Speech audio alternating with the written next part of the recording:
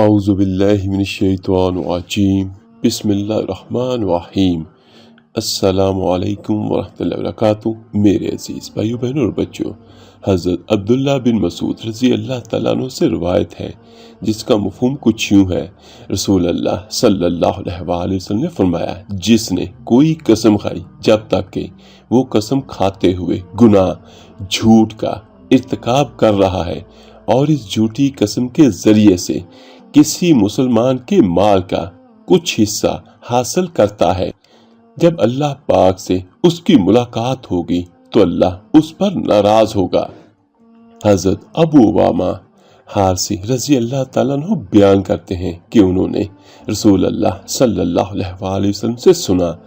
آپ صلی اللہ علیہ وآلہ وسلم فرما رہے تھے، جو شخص قسم کھا کر کسی مسلمان آدمی کا حق مارتا ہے تو اللہ تعالیٰ اس پر جنت حرام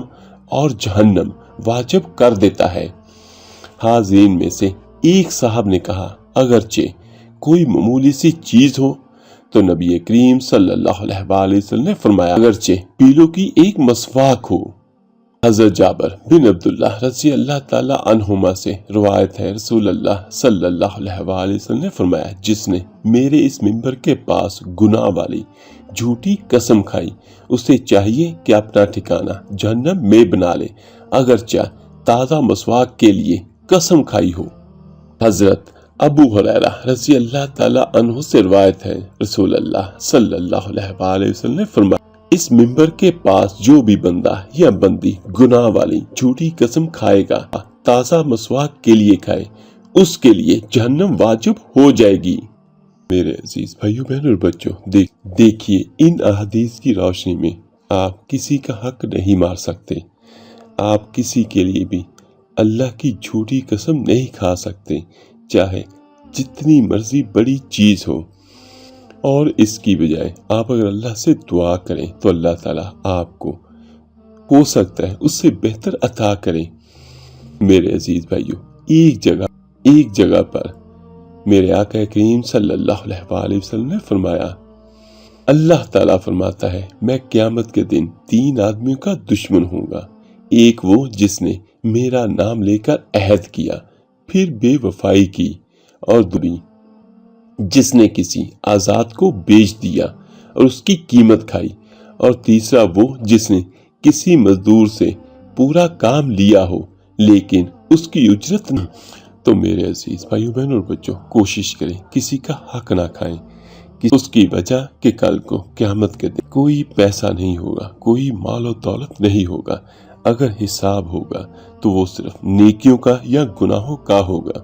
اگر خدا نخواستہ کسی نے کسی کا کچھ دینا ہوا، جس طرح مزدوری دی یا جس طرح قسم کھا کر کسی کا مال لے لیا، تو اس کے عوض پھر جتنی نیکیاں ہوں گی وہ دینا پڑیں گی، اور اگر خدا نخواستہ نیکیاں نہ ہوئیں تو دوسروں کے گناہ لینے ہوں گے، اور دیکھیے گا وہاں پہ جج بھی اللہ ہوگا، اور اللہ کا فیصلہ یقیناً سب سے بہترین ہوگا۔ دنیا کا قانون بدل جاتا ہے، جج بدل جاتے ہیں، لیکن اللہ کا قانون کبھی نہیں بدلتا، اور معاذ اللہ ہم یہ کبھی بھی تصور نہیں کر سکتے کہ اللہ بھی بدلے گا۔ ہاں، اس کی رحمت سے جس کو اللہ چاہے، جب چاہے، جتنا چاہے عطا کر دے، معاف کر دے، اپنی رحمت کر دے، وہ الگ بات ہے، لیکن ہمیں جزا اور سزا کا بھی بتایا گیا ہے، تو ہم اسی طریقے پر چلیں جس کے بارے میں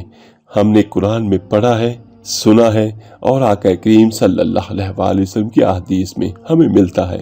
تو آخر میں دعا ہے،